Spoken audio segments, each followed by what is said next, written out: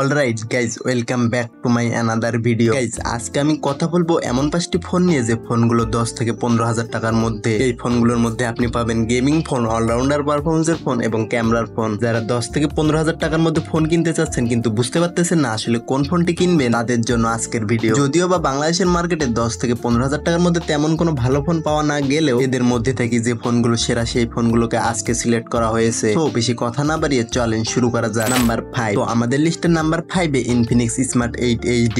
Guys, যারা low বাজেটের মধ্যে আইফোনের ফিল নিতে চান, সেই সাথে ফোনটি হবে অলরাউন্ডার পারফরমেন্সের, তারা এই ফোনটিকে দেখতে পারেন। এই ফোনটি দেখতে একদম হুবহুব আইফোনের জিরোস কপি। এবার আসি ফোনটির পারফরমেন্সে। এই ফোনটিতে প্রসেসর হিসেবে ব্যবহার করা হয়েছে ইউনিসক্স T606, অ্যান্ড্রয়েড ভার্সন 13 এবং ফোনটি রান করছে অক্সিজেন OS 13। এবার যদি কথা বলি ফোনটির ডিসপ্লের বিষয়ে, তাহলে ফোনটিতে ডিসপ্লে হিসেবে ব্যবহার করা হয়েছে 6.6 ইঞ্চের IPS LCD প্যানেল, যার 16 million colour supported, 90 Hz refresh rate. এবার আসি ফোনটির ক্যামেরার বিষয়ে। তো এই ফোনটিতে ক্যামেরা হিসেবে ব্যবহার করা হয়েছে dual camera setup, main camera 13 megapixel এবং 0.08 megapixel auxiliary lens, front camera 8 megapixel. এই ফোনটির মেইন ক্যামেরা দিয়ে 1080p-তে 30 fps ভিডিও রেকর্ড করতে পারবেন। এছাড়াও সিকিউরিটি সেন্সর হিসেবে থাকছে সাইড মাউন্টেন ফিঙ্গারপ্রিন্ট এবং 5000 mAh ব্যাটারির সাথে 10 ওয়াট রিভার্স চার্জিং। এবার যদি কথা বলি ফোনটির প্রাইস সেগমেন্ট নিয়ে, তাহলে 6+64GB ভেরিয়েন্টের ফোনটি পাবেন 10,000 টাকায়। নাম্বার 4। আমাদের লিস্টের নাম্বার 4-এ পোকো C61। গাইজ, যাদের গেমিং ফোন এবং হেভি ইউজারের জন্য একটি ভালো মানের ফোন দরকার, তারা এই ফোনটিকে দেখতে পারেন। তো এই ফোনটিতে ডিসপ্লে হিসেবে ব্যবহার করা হয়েছে 6.71 ইঞ্চের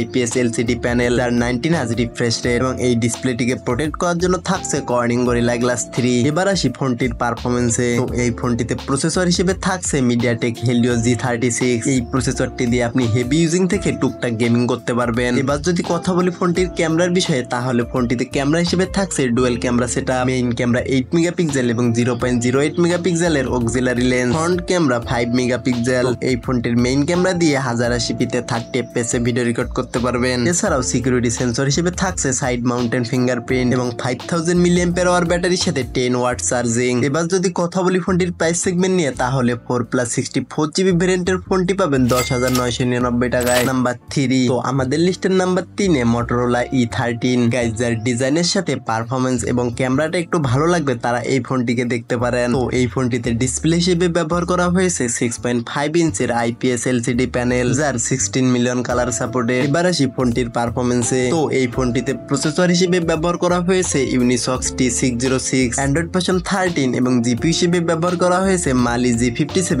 MP1। এবার যদি কথা বলি ফোনটির ক্যামেরার বিষয়ে, তাহলে ফোনটিতে ক্যামেরা হিসেবে থাকছে 13 মেগাপিক্সেলের প্রাইমারি ক্যামেরা এবং ফ্রন্ট ক্যামেরা 5 মেগাপিক্সেল। তো এই ফোনটির মেইন ক্যামেরা দিয়ে 1080p-তে 30 fps ভিডিও রেকর্ড করতে পারবেন এবং এই ফোনটিতে ব্যাটারি হিসেবে ব্যবহার করা হয়েছে 5000 mAh ব্যাটারি। এবার যদি কথা বলি ফোনটির প্রাইস সেগমেন্ট নিয়ে, তাহলে 4+64GB ভেরিয়েন্টের ফোনটি পাবেন 14,000 টাকায়। নাম্বার 2।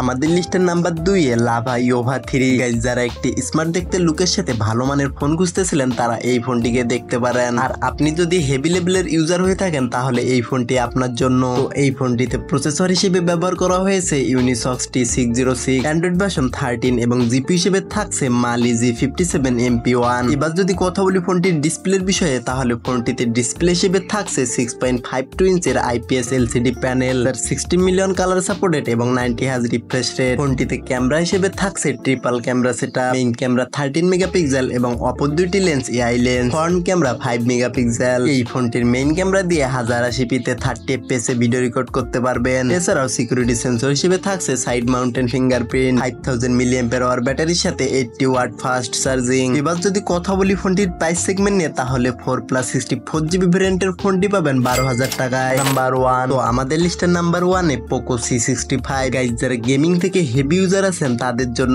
এই ফোনটি। তো এই ফোনটিতে আছে একটি গেমিং প্রসেসর এবং সেই সাথে আছে একটি ক্লিয়ার UI। তাই যারা লো বাজেটের মধ্যে একটি ভালো মানেরই ফোন খুঁজতেছিলেন, তাদের জন্য এই ফোনটি। তো এই ফোনটিতে প্রসেসর হিসেবে থাকছে MediaTek Helio G85, Android version 13 এবং ফোনটি রান করছে MIUI 14 এবং ফোনটিতে ডিসপ্লে হিসেবে ব্যবহার করা হয়েছে 6.74 ইঞ্চের IPS LCD panel, 16 million colour supported, 90 Hz refresh rate. এবার যদি কথা বলি ফোনটির ক্যামেরার বিষয়ে, তাহলে ফোনটিতে ক্যামেরা হিসেবে থাকছে dual camera setup, main camera 15 megapixel এবং 2 megapixel macro lens, front camera 8 megapixel. এই ফোনটির মেইন ক্যামেরা দিয়ে 1080p-তে 30 fps ভিডিও রেকর্ড করতে পারবেন। এছাড়াও প্রফেশনাল ফটোগ্রাফি ফটোগ্রাফিও করতে পারবেন। সিকিউরিটি সেন্সর হিসেবে থাকছে সাইড মাউন্টেন ফিঙ্গারপ্রিন্ট এবং 5000 মিলিঅ্যাম্পিয়ার আওয়ার ব্যাটারির সাথে 80 ওয়াট ফাস্ট চার্জিং। এবার যদি কথা বলি ফোনটির প্রাইস সেগমেন্ট নিয়ে, তাহলে 4+128GB ভ্যারিয়েন্টের অফিসিয়াল ফোনটি পাবেন 14,000 টাকায়। গাইস এগুলোই ছিল আজকের লো বাজেটের সেরা 5টি ফোন। যারা লো বাজেটের মধ্যে একটি ফোন খুঁজতেছিলেন তারা এই 5টি ফোন থেকে যে কোনো একটি ফোন কনসিডার করতে পারেন। তো এটাই ছিল আজকের ভিডিওটা যদি ভালো লাগে তাহলে ভিডিওটিতে লাইক করে চ্যানেলটিকে সাবস্ক্রাইব করুন।